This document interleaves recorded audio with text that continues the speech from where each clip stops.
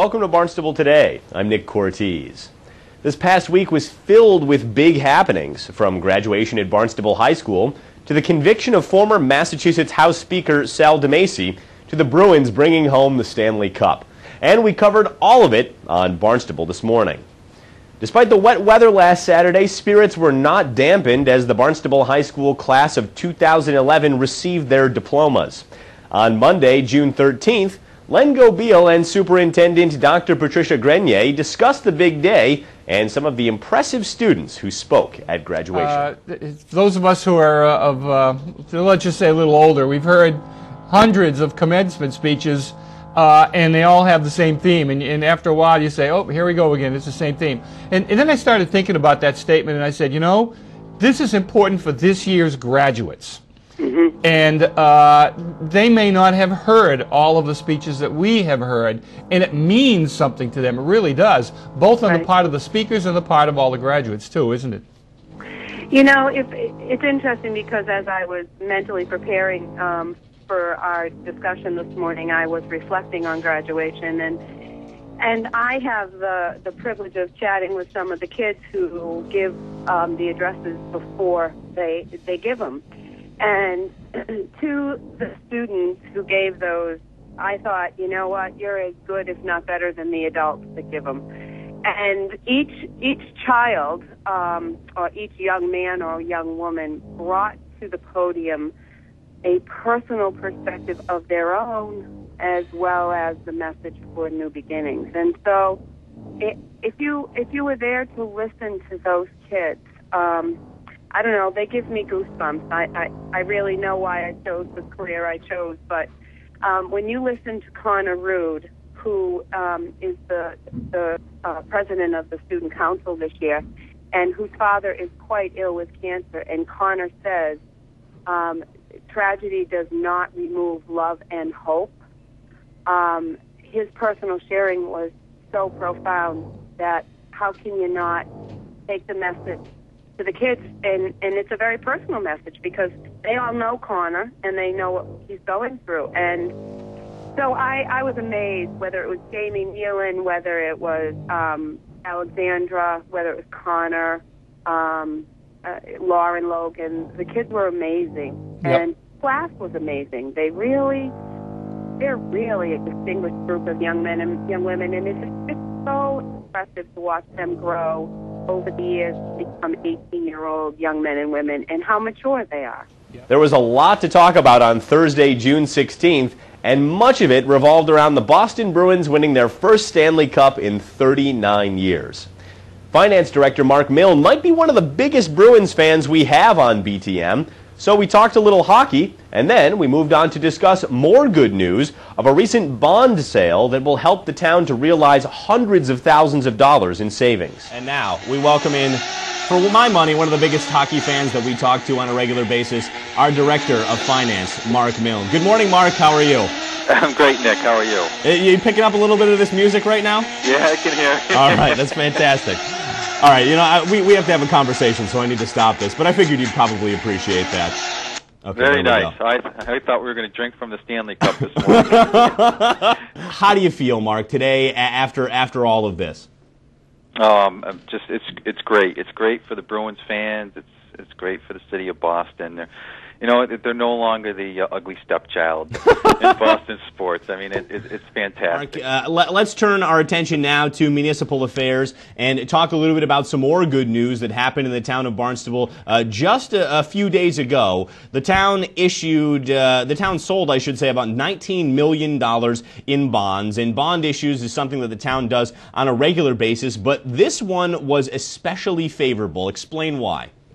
Yes, this was it was one of our larger bond issues that we've conducted over the past several years, and it was a very competitive issue. We had 7 different bidders bid on it, the winning bid actually resulted in a net interest cost of about 2.47%.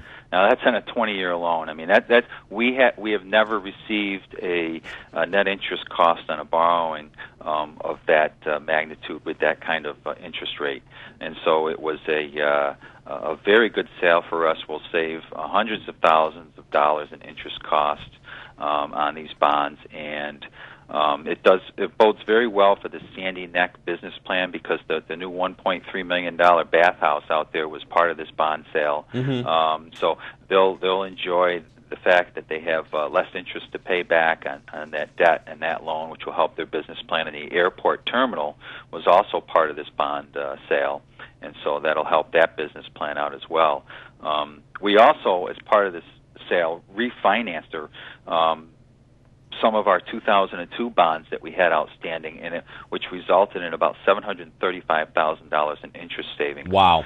And most of that was Community Preservation Fund loans. So most of that $735,000 savings will go to the Community Preservation Fund in the form of lower debt payments, and so that it stretches their dollars out a little bit more, so they'll be able to do some more things as well. So we talked hockey with State Representative Demetrius Atzelis as well, but we focused much of our conversation on the biggest state news of the week other than the Bruins, that being the conviction of former House Speaker Sal DeMacy on a series of charges tied to taking kickbacks from software company Cognos in exchange for awarding state contracts. You know, it's not shocking, it's not surprising, but it's a sad day for the Commonwealth. You know, and if you read the transcripts, if you follow the testimony, you know, it was damning that his longtime associate and somebody who DeMacy mentored. Yeah. You know, his testimony was damning. He made it quite clear that, you know, he was getting paid for doing nothing. And when you're getting paid for doing nothing, you know, there's got to be you know, cause there for suspicion. And beyond a reasonable doubt, no doubt about it, and that's what happened. And you know, I think he's going to be facing some serious time. From what I understand, there may have been a bargain on the table initially from the feds for 10 years. He turned it down, and so if they're asking for 10, you know, I'm guessing they're going to get 20, and he's going to have to serve at least 10 anyway. Yeah, I mean, the max sentence for DeMacy is 20 years in prison, and. Yeah, I'm not really sure what exactly the final decision will be, but he was convicted, like I said, on 7 of 9 counts. Right. I would imagine that he's going to go away for a good long period of time as a result of all this. Now, when you kind of take a look at this and kind of the dark cloud that's hung over the legislature as a result of this whole thing, now that it's pretty close to being resolved, can the Massachusetts state government move on from this, or is there still going to have to be some damage control done to really kind of move past this really bad black eye for the state government? Well, I think the Massachusetts legislature moved on when DeMacy left the House. We moved on to new leadership, to Bob Leo, and under Leo's tenure, the House has been, you know, I feel running very well. There's been that openness. We've got a lot done. And we're doing the people's work as it should be. Finally, we at Channel 18 want to say a very special thank you to Allison Cantor, a Barnstable High School junior who filled in as our co-host this week on BTM. Allison writes, anchors, and creates graphics for the high school's TV station, B2B TV, which is Channel 22 here in Barnstable. Allison did a fantastic job for us this week, and here she and I chat about how she got interested in broadcasting. How did you get involved in Channel 22, and what keeps you interested in doing that type of thing? Sophomore year, I took the broadcasting class at Barnstable High School, and then the whole program was kind of revamped this year, my junior year, and basically I just I took an internship block, and basically I learned the whole art of script writing, and I just kind of got I just loved having the responsibility of writing the scripts and, you know, performing on TV, and I just got, you know, and then I learned how to do the graphics as well. So I just, you know, got all excited with all this new stuff that I was learning, and I realized I had talent with it as well. Yeah. And, you know, it's definitely an option for me in college to pursue. But yeah, I'm really excited to have, you know, found something that I love to do. Thanks again to Allison and to you for joining us this week. Remember, full-length episodes of Barnstable This Morning are available for free online. Check them out in our town's video archives at town.barnstable.ma.us. Well, that's all for now. Everybody have a great weekend and happy Father's Day. I'm Nick Cortez, and we'll see you next time on Barnstable Today.